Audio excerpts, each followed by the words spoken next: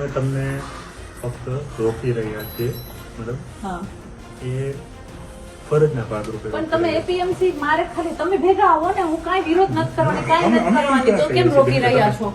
અમે ક્યાં તમને કહીએ છીએ કે તમે વિરોધ કરશો? તો અમને જવા કેમ નથી દેતા? ફરજના ભાગરૂપે હું સમજુ છું અમને તમારી ફરજ એ આપી છે એટલા માટે બેન. સમજો? પણ સાહેબ ત્યાં અમે ખેડૂતોને મળવા ન જઈ શકીએ. કાલે તમારા સાથે આવ્યા હતા ને કલેક્ટર ઓફિસ, તો આજે આવો. ના, કાલે મારી તો ડ્યુટી ત્યાં તમે નહીં, પણ આ સ્ટાફ આવ્યા હતા ને, જે સ્ટાફ છે આ સ્ટાફ આવ્યા હતા, તો તમે આવો અમારી સાથે, ના ક્યાં પાડીએ છીએ.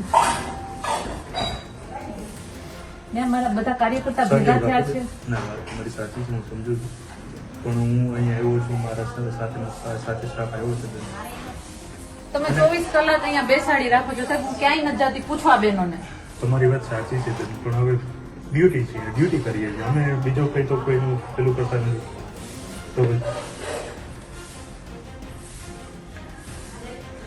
તમે તો એટલીસ્ટ બેઠા તો છો, હું ત્યાં ઊભો છું 3 કલાક. હું આપું સાહેબ તમને ખુરશી. આ તો હું ફરિયાદ છે નથી મેં કરતો, નીચે આપેલી જ છે. હું કહું નહીં છું. નહીં ફરિયાદ નહીં, તમે ફરિયાદ અમારા નથી મહેમાન કરતો. છો, અમે તમને આપીએ છીએ. નીચે કહું બધું છું. પડ્યું જ છે, હું ચાલો કહું હું છું. આપી દઉં. ના, પ્લીઝ સમજો. પણ ચેર આપવા આવું છું, નહીં ભાગી જાય. ચેર જ નથી જોતું, પ્લીઝ હું કહું છું, કમ્ફર્ટેબલ છું. ગજબ છો સાહેબ તમે અહીંયા. એટલે મને ફાઇનલી નહીં જવા દો. ના પ્લીઝ. અને જાઓ તો તમે મને શું કરશો? પકડીને લઈ જશો એવું?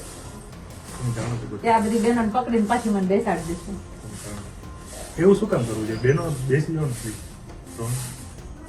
રિક્વેસ્ટ કરીએ છીએ. કઈ વાંધો નહીં, હું એટલો જ મેસેજ આપું છું કે અમે આજે એપીએમસી માર્કેટમાં જવા માટેનો નિર્ણય લીધો હતો કે અમે ખેડૂતોને મળીએ. મારા આમરણ ઉપવાસનો જ 3જો દિવસ છે. મેં જે રીતે કીધું 24 કલાક પોલીસ તંત્ર દ્વારા અહીંયા પેરો કરવામાં આવે છે, નથી જવા દેવામાં આવતા, અને અમે લોકો વચ્ચે મળીએ છીએ, ક્યાં વિરોધ કરીએ છીએ. આજે સાહેબને કહું છું કે એપીએમસી જવા દો અમને, ત્યાં મારા બધા ભાઈઓ હોદ્દેદારો ભેગા થયા છે પણ નથી જવા દેતા. પણ કંઈ નહીં, આવતીકાલે હું 16 તારીખે અમદાવાદમાં જે ઉપવાસ આંદોલન ચાલુ થવાનું છે, એમાં હું મારા અહીંની ઉપવાસ છાવણી લઈને આમરણ ઉપવાસની છાવણી ત્યાં બધા ભાઈઓ સાથે હું બેસીશ, અને ત્યાં અમારા ભાઈઓ જે બધા બેસવાના છે, રાજુભાઈ, પ્રવીણભાઈ, આ બધા ભાઈઓની સાથે હું બેસીશ.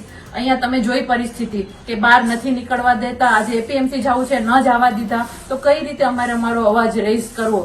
કોઈ વાંધો નહીં, હું બધા કાર્યકર્તાઓને અહીંયા ઘરે બોલાવી લઉં છું, અને આગળ અમે 16 તારીખે અમદાવાદ ખાતેની છાવણીમાં અમે અમારી જૂનાગઢની આમરણ છાવણીને ત્યાં શિફ્ટ કરી દેશું, ને ત્યાંથી બધા એકજૂટ થઈને અવાજ ઉઠાવીશું.